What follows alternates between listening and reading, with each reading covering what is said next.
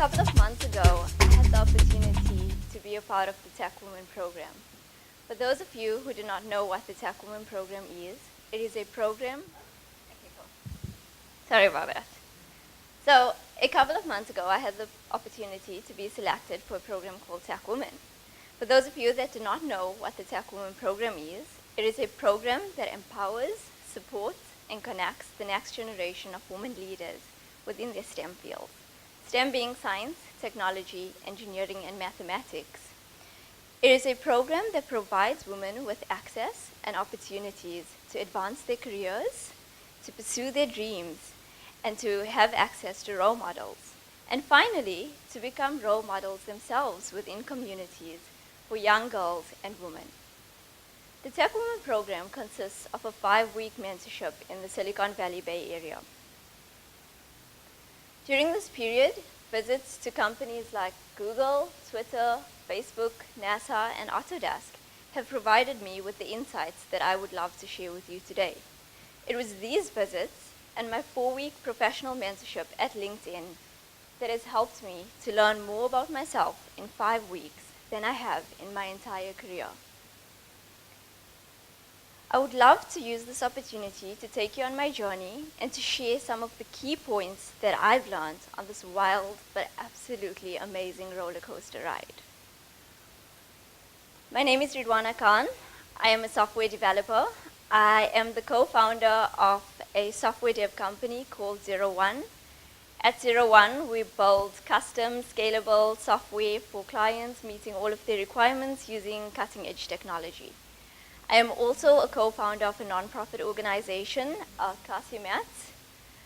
Cosima focuses on helping children in underprivileged communities to understand mathematics better.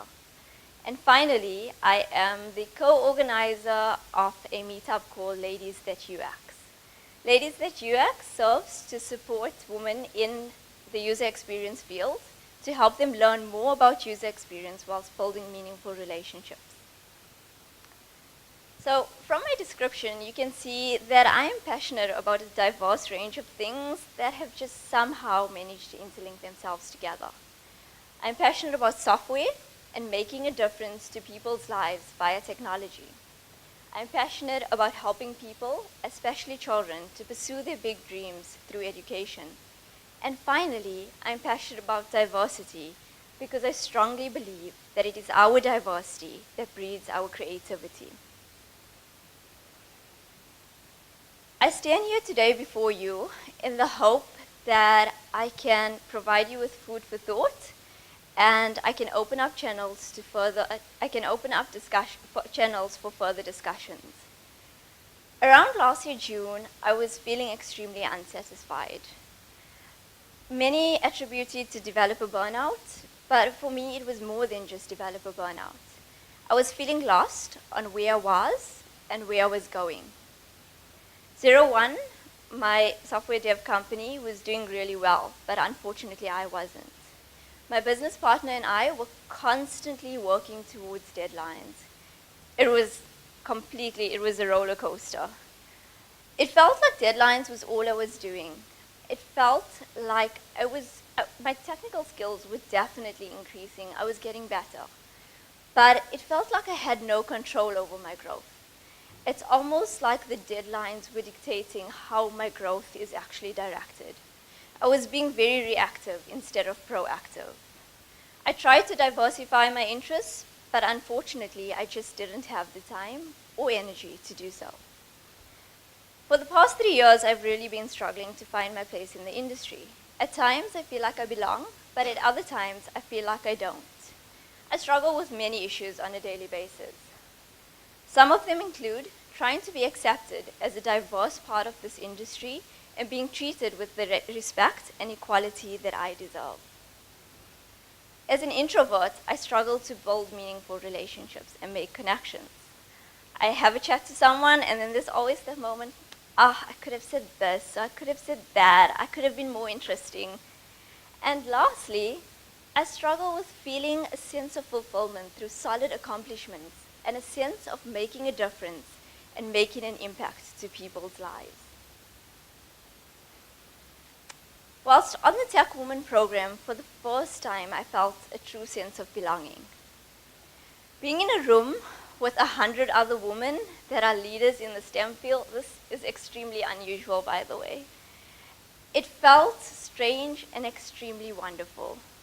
It is a stark contrast to the struggles that I experience on a daily basis. I realize how much I've let it affect my life, my confidence, and my sense of fulfillment. Exclusions have come in many forms over the past few years, especially since I've started my own company. They've come in the form of when I'm dealing with business clients, when I'm in meetings, and some of them include the evasion of eye contact. During a meeting, the client just won't catch my eye. Another one is questions. Questions are directed to my male counterparts, even though I have the expertise on the particular domain. Emails, my missing email address in that CC list, even though I've been dealing with in-person queries. Body language. Body language in a meeting room, almost as if they don't know how to deal with the woman in the room. And lastly, the most tiring and exhausting one of all is the constant need to prove myself and my capabilities. I think the most important thing that I've learned from all of this is that diversity is pretty much useless without inclusiveness. Kimberly Bryan, who is the founder of Black Girls Code, tweeted this the other day. And she said that diversity is being invited to the party. Inclusion is being asked to dance. I've been in meeting rooms. I've been invited to the party. But inclusion means actually taking my opinion and actually addressing me as an individual within their boardroom. Minority employees simply want to feel a sense of belonging that the majority do.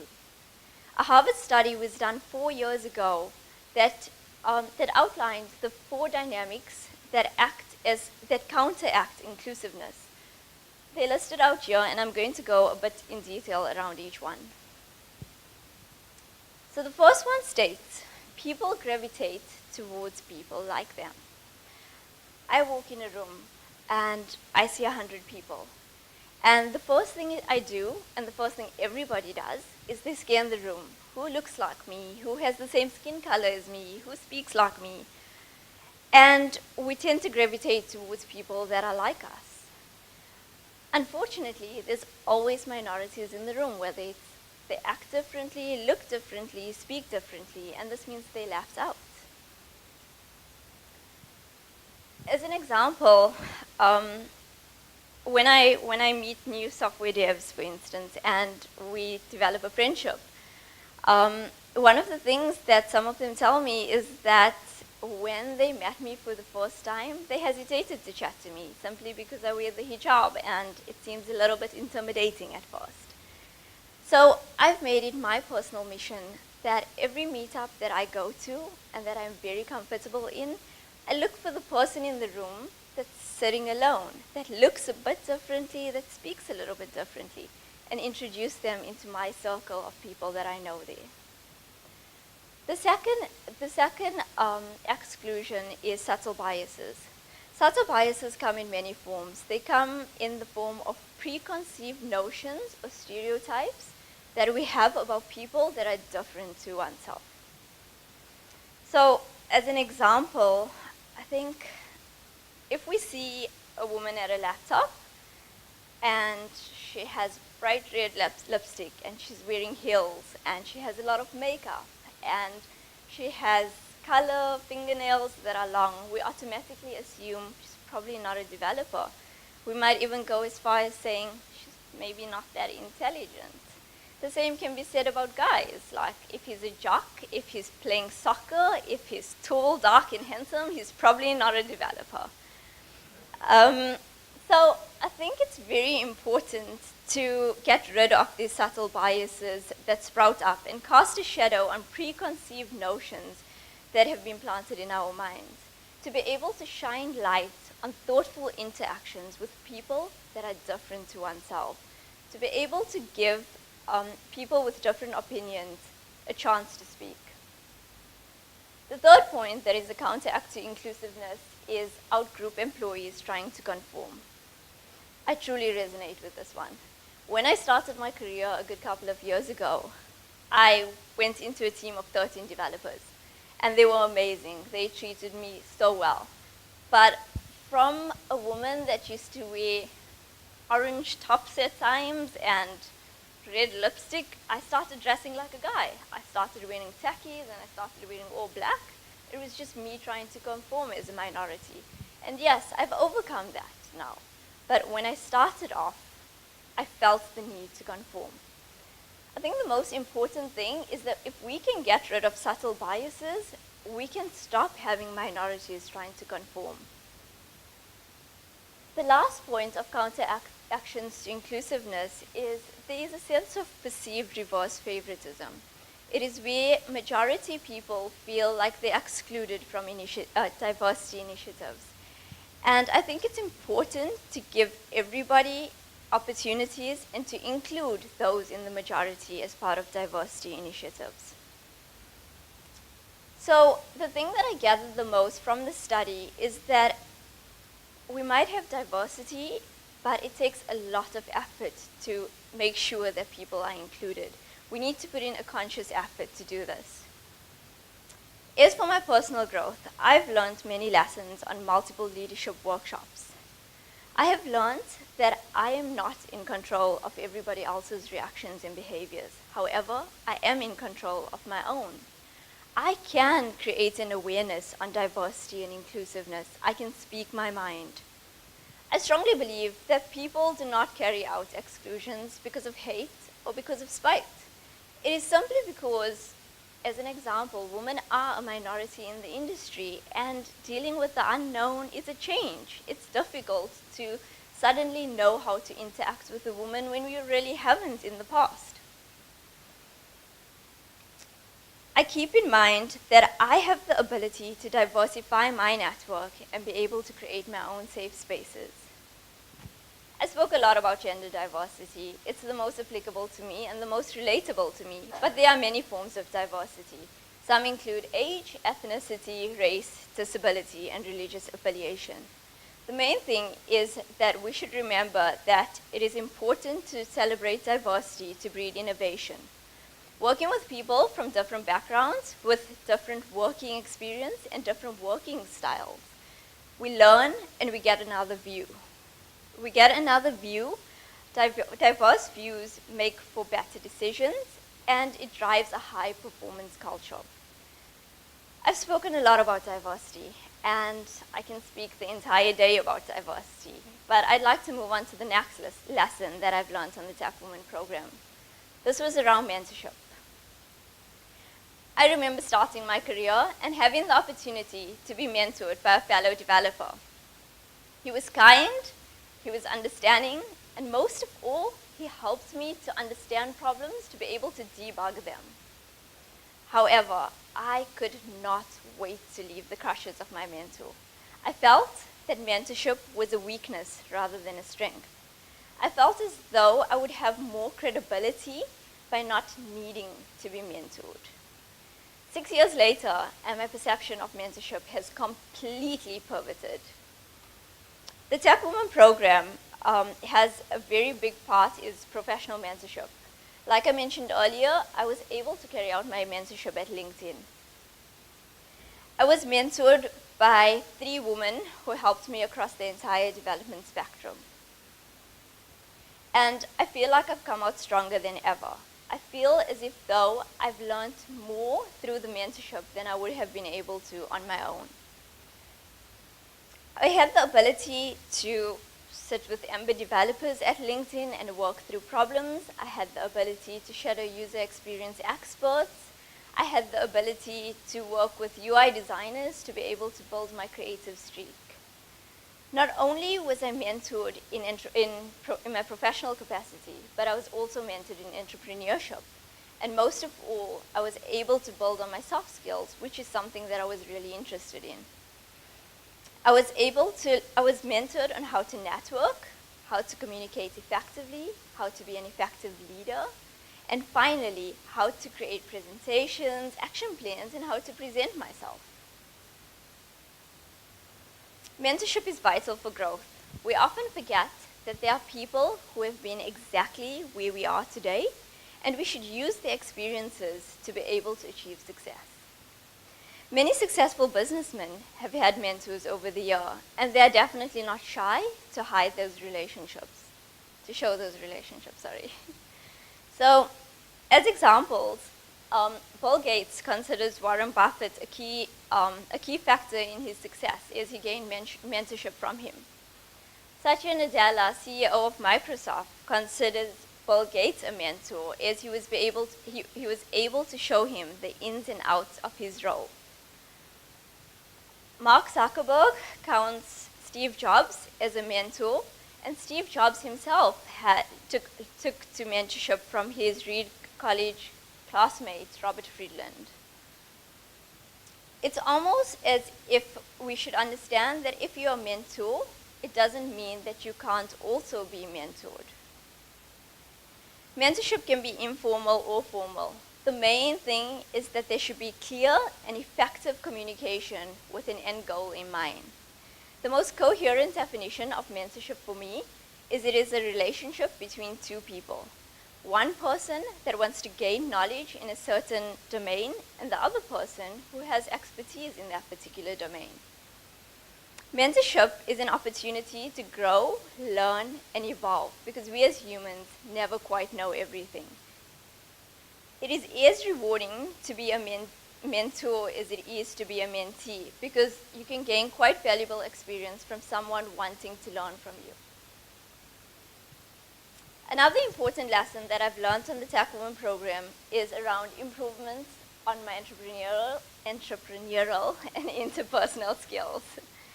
My strength has always been my technical skills, but the Techwomen program has made me realize that to be an entrepreneur, I have to be more than just my technical skills.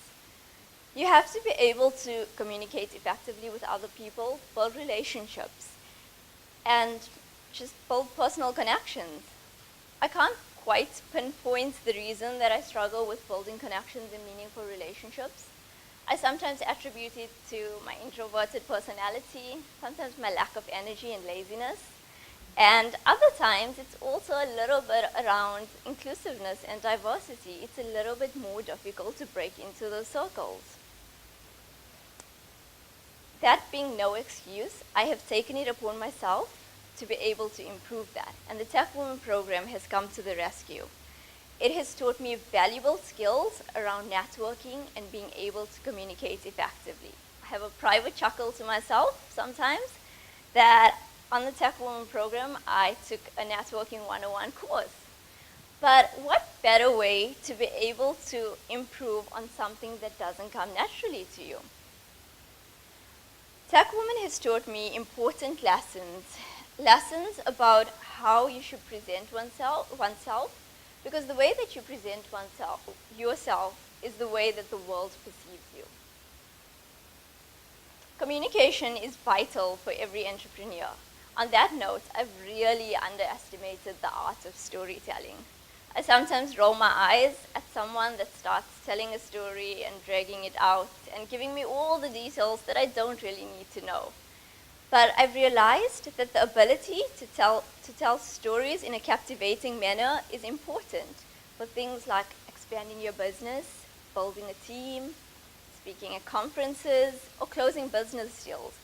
Any of these things told as a story, filled with personal connections, emotion, compassion, keeps people hooked, listening attentively, and hopefully invoke some sort of action.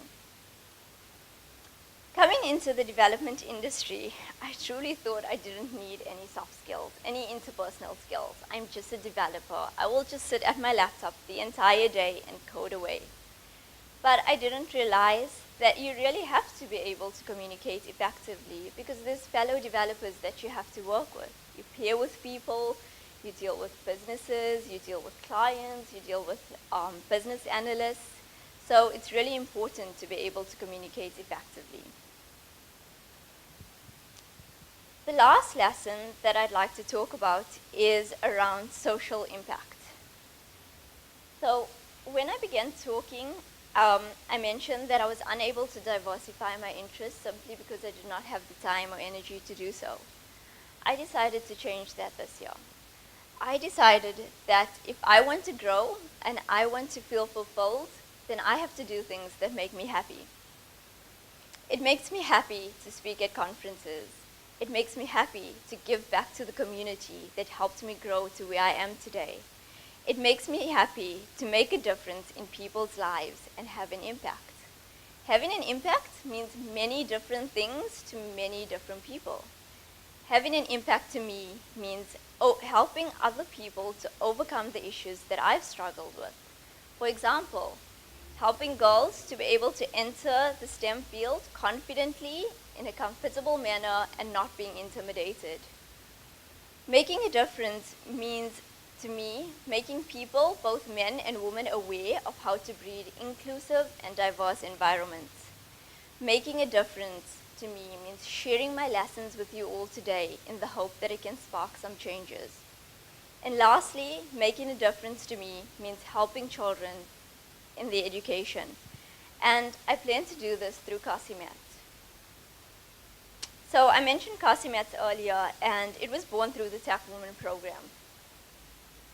Not only does the Techwomen program concentrate on professional mentorship and cultural exchange, but it also dedicates a certain aspect to the program around socio-economic impact.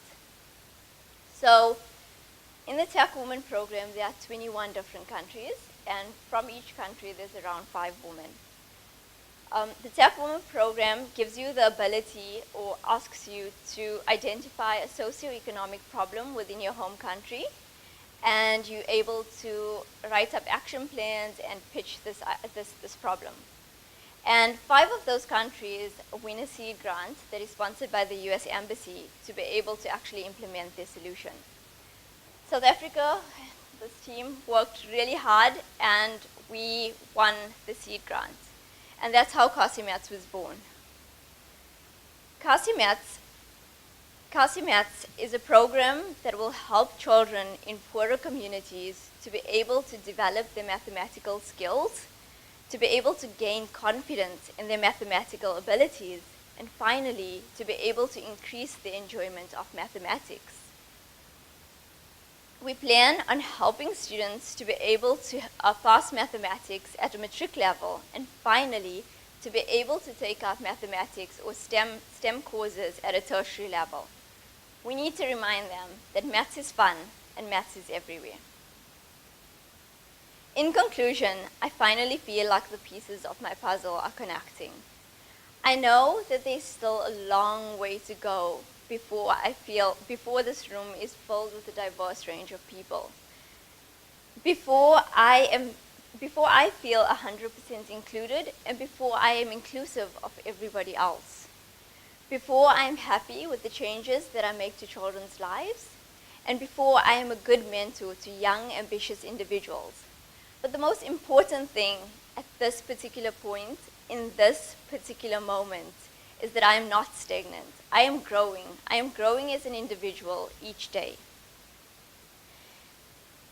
The Techwomen experience has been absolutely surreal for me and absolutely life-changing.